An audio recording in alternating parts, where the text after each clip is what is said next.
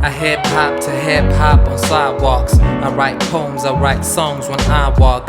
I'm attentive, I listen when my emotions talk. All I was thinking was raps when teachers gave me a chalk. I was doodling, googling on the internet. It was new to me, I had to know where to enter at. Now I can rap, I can tell you where my center's at. Come Christmas, bet you won't know where center at. Didn't think I had to be told just to be great. Missed about 2 subjects, flunked my 12th grade. My girl was met, she even wanted a break. Piece of cake, I go to the woods and sit by the lake. Second take, this time I really did participate in life. I appreciate my life.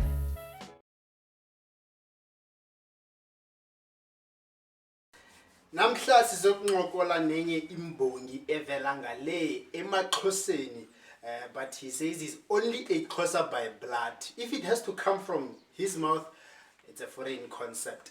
He's a man who comes carrying many names. If I have to mention them all by one, it would be sunrise until sunset. But if you wonder who am I am the gentle brother with a name like no other. And if ever there's anyone else with such a name, do tell him it is a stolen property. And if there's anyone else, do tell her indeed it is a defamation of character. And yes, of course, we do certainly have the right to sue. Otherwise, call me Poetrist T. Eriki udumedise kere dumelang reao amuhela siagu amugela to a word for word episode.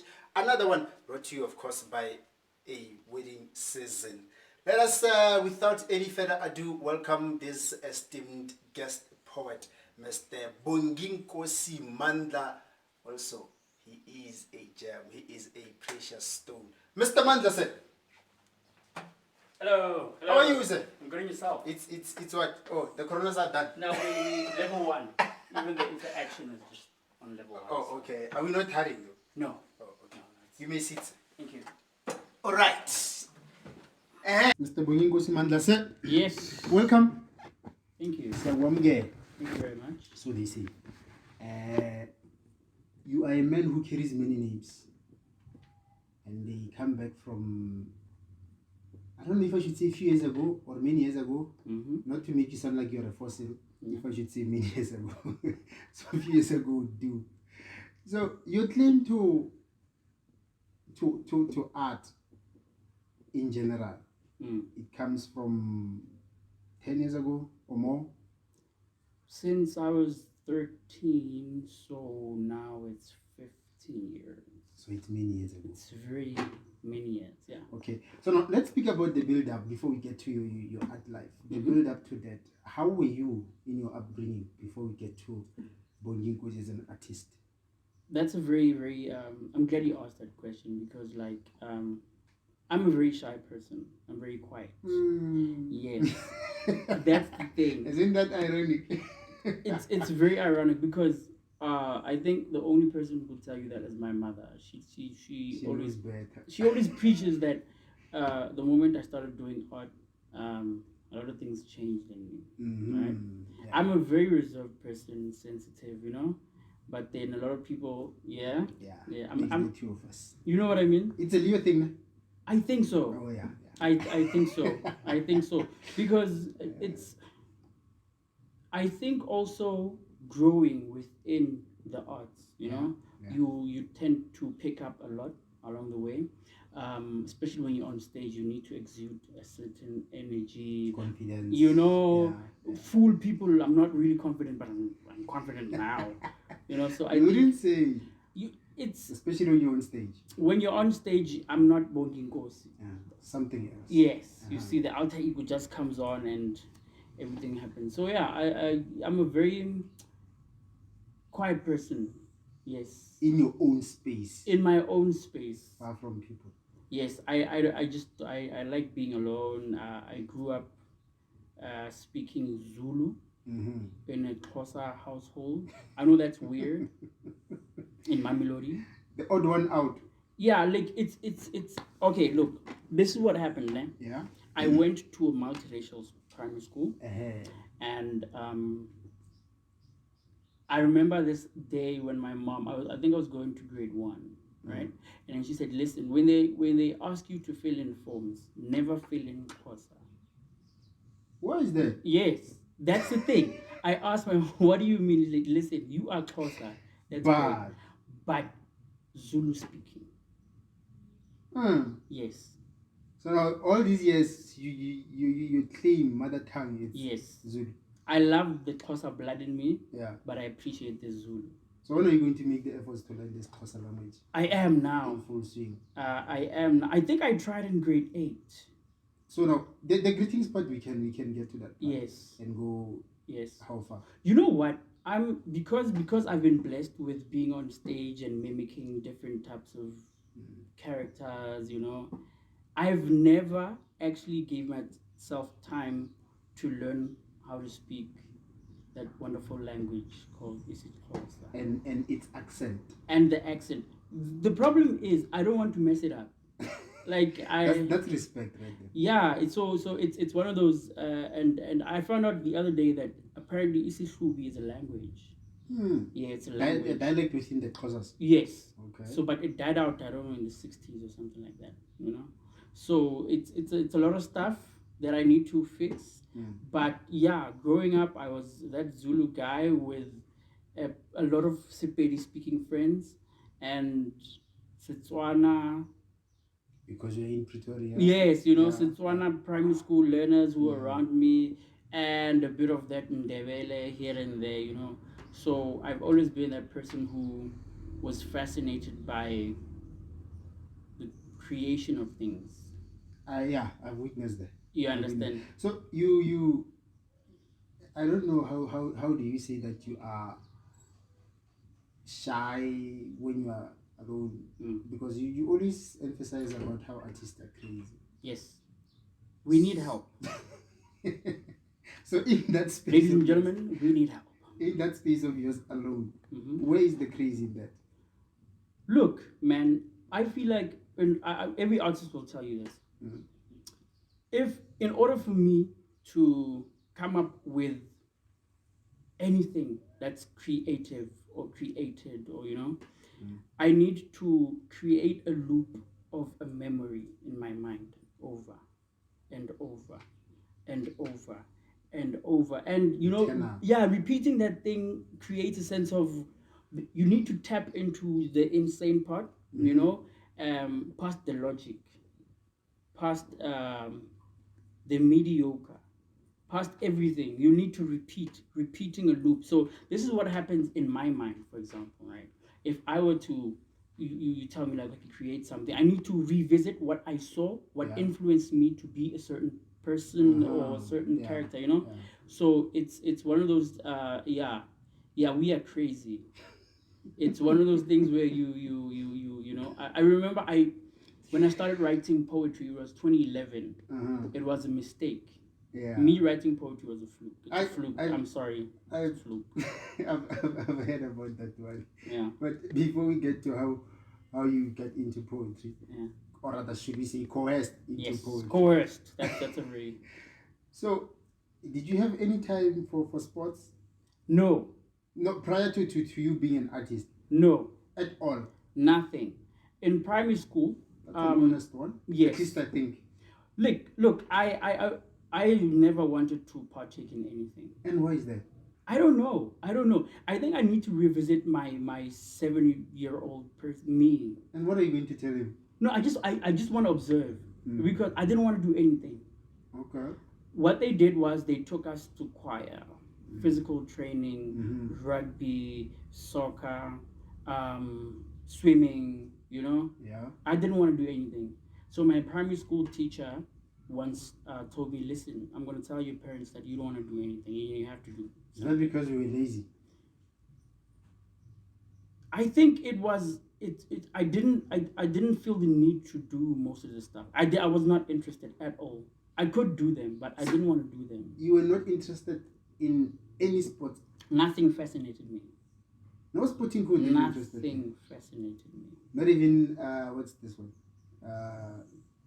Fencing. Nothing fascinated me, my friend. I remember we were going every Wednesday. We had a swimming day at school, so the other guys bought their swimming costumes and stuff, and then I I left mine at home Deliberately. and then Jeffro Swart. I love her so much. She told me, I'm going to give you a red card.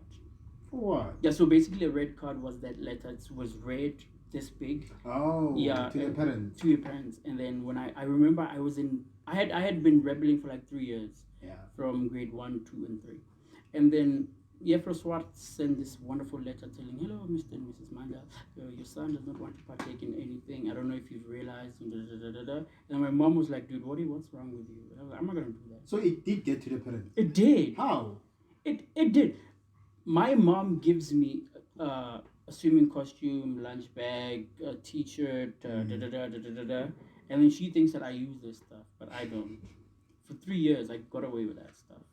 3 full years? 3 full years. 36 months. Bona.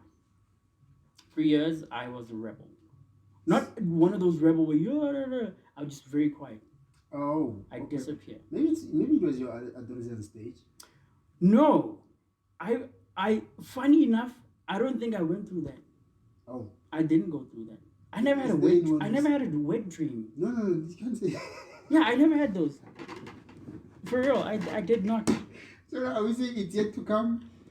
I hope not, because look, I feel like I'm wired very differently. If artists are weird, I'm the weirdest. I'm like, if we're normal, let's say the weirdness is normal, right? I'm weird within the weird people. So you're taking it a level a bit higher. Yeah, I'm wired very differently. I think also in my biological, essence, Okay. So now, how were your high school years? Oh, those were very difficult. Those are very difficult years, because now we are in a stage where people are experimenting. Yeah. And I don't want to do lot. that. A lot. And I don't want to do that, So I end up doing things like most of us that would got me into a lot of trouble. And I ended up dropping out of school. So yeah, it was that bad, Yes. So but then my high school years were I didn't enjoy my high school years. They were very weird. Most people would say those are the best times or best. That's the thing. I never speak about my high school years.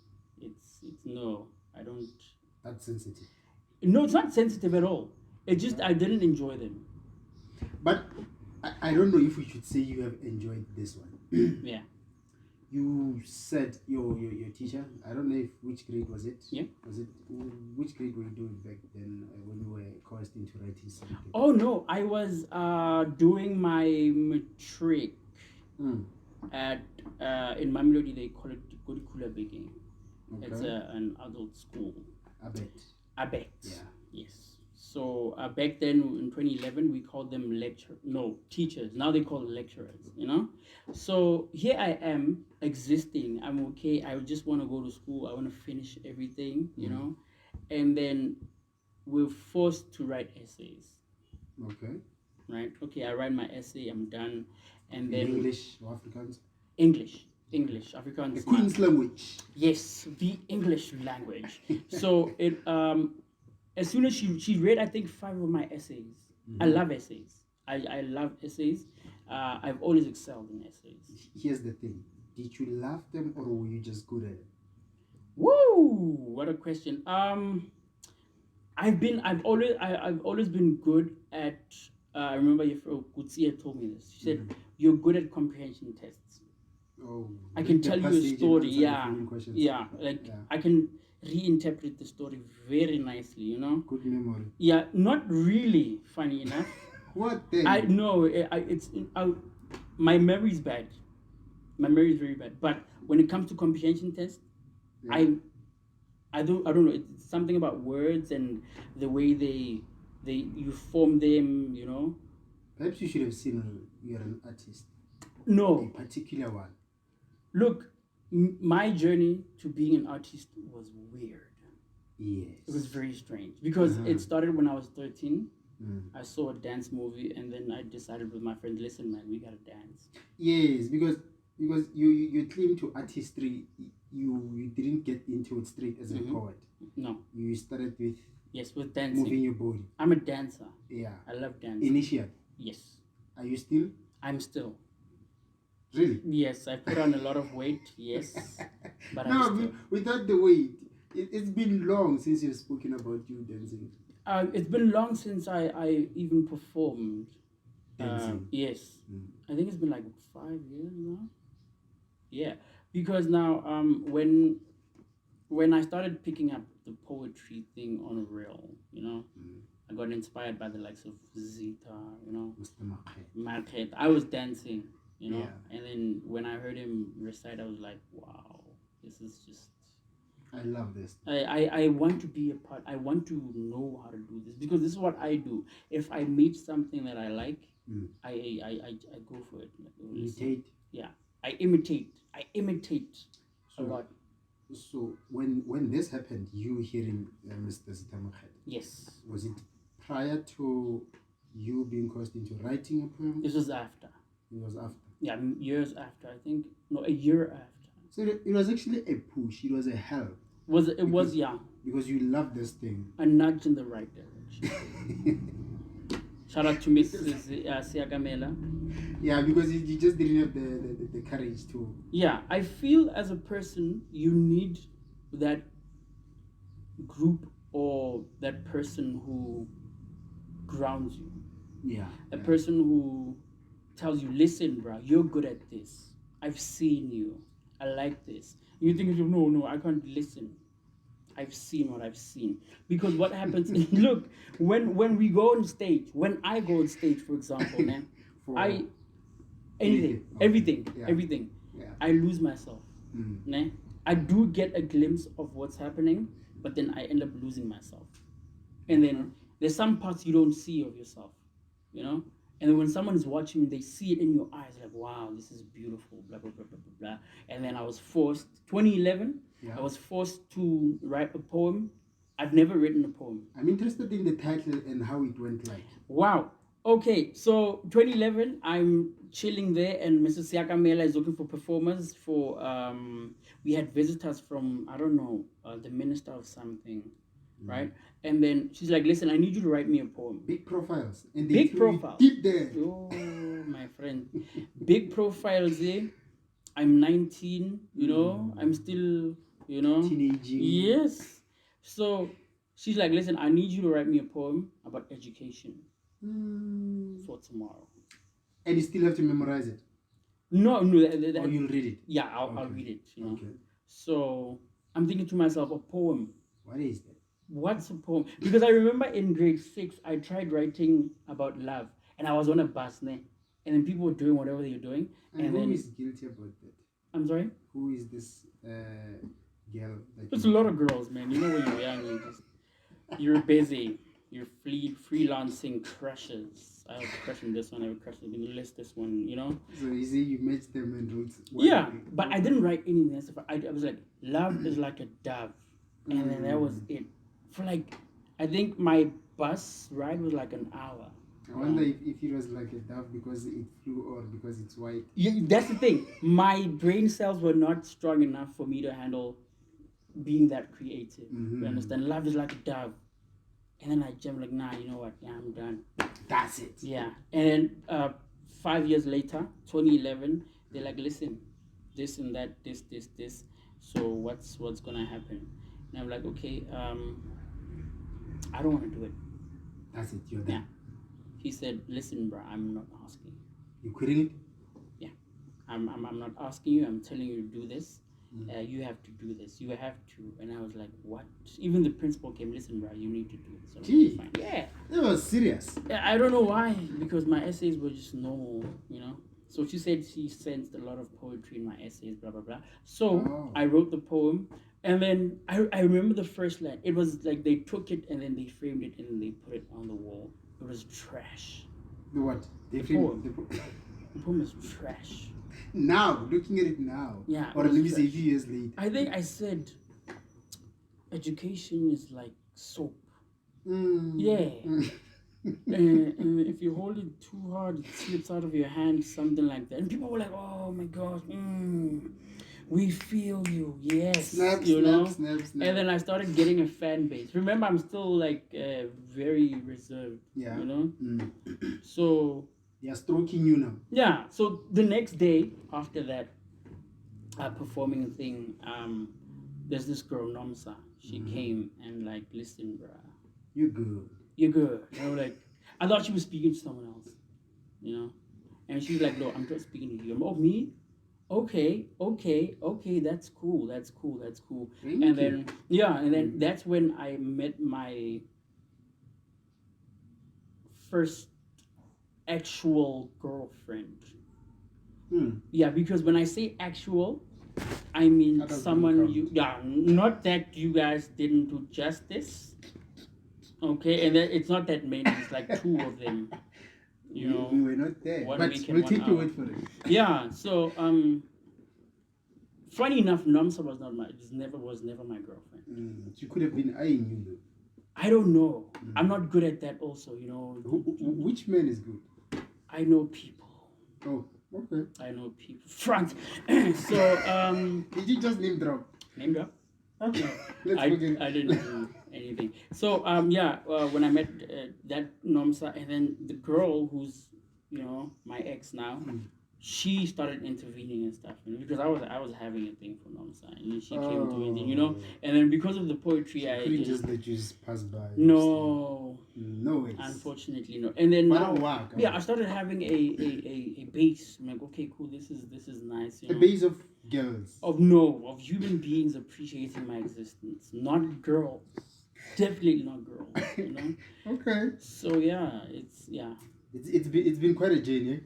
It is still. So you've performed in various places with when you were still a dancer. Yeah. You've made it to television, dancing there and there, and then you also went on to be part of Zita's theater performance. Yes, bits and pieces, which was later turned into a chapbook. Yeah. So now, the experiences that you come with, what would you say you have learned from there? Whoa, I've learned persistence, work hard, focus, remember why you do what you do. And there's no time to play. There's really no time to play. There is no time to play. There's no time to play, especially when you're an artist. One thing I learned from Zita, he once told me something. I remember when I danced with him, performed with him, and then we met Yami, who's now Lady Zamar, and then we were performing there, and she's like, "Whoa, you guys are good. I like your style." And then we stopped right after that, because we had many sessions where we just, show up, do our thing, and then we had the show, the 2 shows. After that, we went quiet for like 6 months, and then I started putting on. No, like it was a season. Okay. And then we were supposed to do another one. And then we shot the movie, and then we went quiet, very quiet. And then I started putting on weight, because that's when the dance scene was starting to die out in Pretoria. And then he told me, listen, bruh, you need to work on your arts. I'm like, what do you mean? No, don't wait for gigs. Make sure when gigs come, you're ready. Don't just sit and say, I'm an artist, blah, blah, blah. If you're going to be an artist, make sure you understand that there is a burden to being an artist. You understand? When they always say that the best advice is that an opportunity should be met by preparation. Oh my goodness, yes. So, I'm gonna sew that into my mind. Wow. Yeah, so I think they were basically telling you that, because you can't just rest, and when they say there is something happening in your heart, that's when you start to prepare yourself. I keep telling my peers that there's a 13-year-old kid who wants to get into the art, and he's looking at us, I tell them, mentor those guys, man. We never really had mentors. We just had to maneuver. We had to always maneuver. Work hard, understand, So amongst a lot of stuff, I learned to live. I've taken away the essence of living, because when I say living, I'm saying when you are on stage, the feeling of being on stage, my friend, wow, out of this world. It's crazy. Extraordinary. it's nice. It's nice. Because we've been well under siege with this pandemic, and then followed by lockdown. Yeah. How have you missed the stage? Ooh, I'm glad it happened because This I'm is a glad first. the lockdown happened, not the pandemic. Let's Okay, get that one let's clear. get that one clear. Um, um, I've had time to reflect. Yeah. You know, we had a session called Hongwei Mang. A lot of artists, writers there were shaped, molded into, or chiseled into the type of people they want to be, the type of writers they want to portray. You Cannot know, agree more. we understand. So as soon as we lost that, um, things started not functioning well for a lot of writers, you know. Yeah. So we've been in lockdown for a long time here in Mamelodi. So when we actually went to an official one, um, I started, you know, reflecting on a lot of stuff, you know, thinking, you know what, man, I've been in this game for like, what, 15 years now. I need to give them something. So I've been working on my show, Yes. People of the Soil. Yeah, let's speak more about that, because you've been making noise, making waves about it. So how is it coming along, the preparation? It's coming along great. It's coming along great. It's very challenging. Remember, I've always been that person who, from the day I started as a group, in a group of people. Many people did that. You know, I don't know why do you go on to collapse a group. things happen. Ego, money. No, disagreements. it's life, man. You know how we go to war and then like 5 of us come back, even though like 50 of us. The art is war. It will show you. It'll teach you. So, in you know, in the years that I've been in the art game, I've never been a person who has a solo thing. No. I've Teamwork. Yes, I've always been scared of being alone, working alone. You know, so I thought to myself, no, man, let me, because a lot of people, including someone I know, were complaining, thinking, bruh, you need to give us something. You know, your poems are short. You never spend more than 3 minutes on stage. So I thought to myself, listen, let me do this. Let me start working on a I don't know, body of work, you know. Hopefully it's gonna manifest into much more. So yeah, People of the Soil is what I'm working on. Do I know someone that you know? What do you mean? Just asking. So now I'm sure this is going to be a great production. Yeah. A great theatrical production. And because I wouldn't want to disrespect your way of writing. This is a tricky question. Many people say that it's difficult, or rather, many poets or musicians, writers per se. So how do you define your writing in general, your style of writing? What influences it? Okay. Being from Mamelodi, a lot of our legends, I like to call them legends, you know, your Boy Beza, your Zitas, your Nasa, but Bona, a lot, they were very conscious about things, you know, about writing, everything. things You know, in they're general. very conscious. Their writing touches on a lot of political stances, you know. They never affiliate themselves with certain parties or anything like that. But because that was that, and they are that, and they've been doing that, um, I I love fiction. Yeah, I appreciate fiction. I love fiction so much. I don't know. I love mystical things, you know. But here's the thing: when I told a friend of mine that what I write is fictional reality, and he was like, What is that? Do you mean? And I was like, no. You know, when you tell someone, yeah, so yeah, I write fictional realities. And you're like, what? And you didn't expect that, you know? I don't know, man. It's I write, I mimic reality from a fictional perspective. And you also mimic people's voices. Time is restricting us. Pardon me, a lot. Before we get into closing, I would like to get into the poem that you're going to do it for us. This poem, I've never gotten to know the title to this poem. Do you have the title to this poem? I keep saying my poems are orphans. They don't have names, homes, nothing. They don't have where they belong except from the writer. They belong to the person who recites them at that moment. Okay. A lot of people, when I've been blessed with people who actually memorize my poems more than I do. Speaking of memorizing, yeah. I want to memorize a line from that poem. But before we get into that line, this is Heritage Month, yes. September. And in that poem, you speak about I mourn your identity like rest in peace, Africa. Though the pieces of your broken vision put together puzzles even the mightiest of warriors. Yes. Can you elaborate on that? Okay. I wanted to sound clever. I wanted no, for real. I as artists, we're always looking for signatures, you know. Yeah.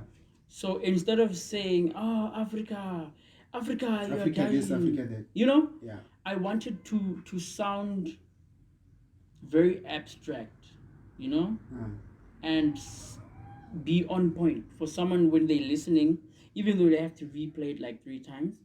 I wanted to tell them that, look, man, Africa, you need to guard yourself. There's a lot of stuff that's happening to you. When I say Africa, I speak about us, black people. Yeah. You understand? There's a lot of stuff that we are doing and not doing that are destroying us.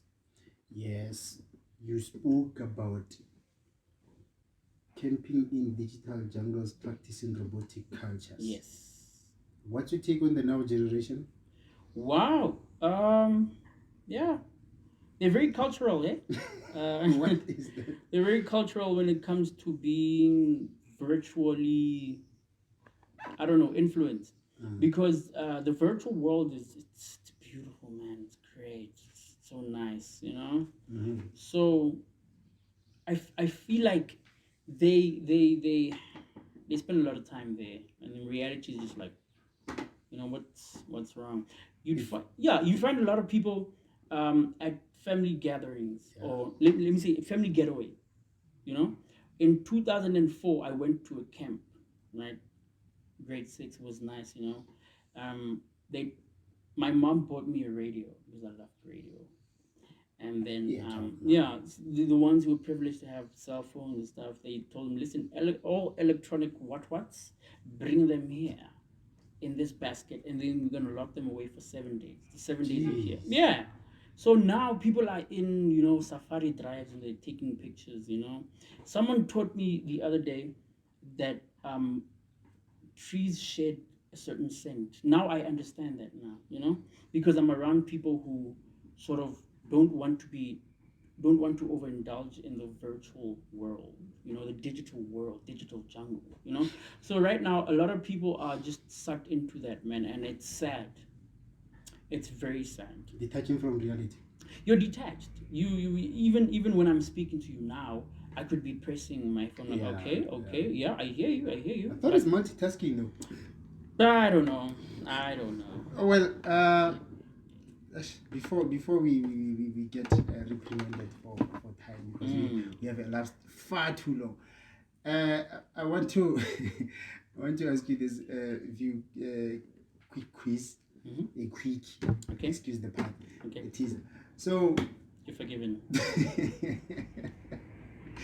Mr. Bonginkosi, we haven't even spoken about so many names that you come bearing. Yep. Because there's your 3B Pegasus, Nguni descendant. I'm a problem. Yeah, I know. But I'm sure we'll get another time, enough time, extensively. So, here's the thing. Because I've gotten to know you for a few years and your preference, I want to just put you in the spot. Okay. In your preference, a motorbike or a car? Woo! I don't even have to think like 10 seconds. A motorbike. Definitely. Adventure bike, not a super bike. Adventure bike. Yes. So that's your. That's the thing. That's it. I love it. I love the way it maneuvers. If it was not art, what would you do? Wow. I don't know. I don't. Yeah, I really don't know because I indulge in a lot of stuff. You know, crafting. Everything always mounts to art. Okay. Uh, what comes once a year, twice a week? What comes once a year, twice a week is You think about it. For now, I'll tell you the yeah. answer. It's the E. So now what comes? What came first between the chicken and the egg? Definitely the chicken. I will not ask why. But thanks for coming. Thank you very much for that. This has been a long one and a very exciting one. Thanks to Mr. Bonginkosi. Precious Stone. Yes, I'm a very precious stone. A very gem, a very beautiful one. Mr. Bonginkosi Precious Stone Mandla. It has been a great one. A word for word, another episode brought to you by a wedding season. I hope you will enjoy this one. Rather, you have enjoyed this one. From myself, the gentle brother with the name like no other. Until next time, halibelete.